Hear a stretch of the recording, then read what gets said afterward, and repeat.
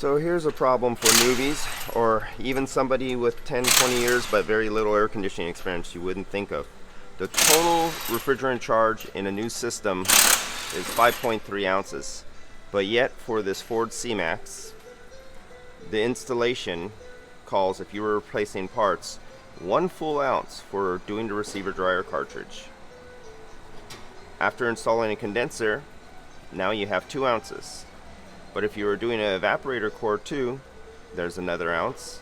After installing an expansion valve, now think in the mind of a newbie, 1 ounce. Another line, 2 ounces.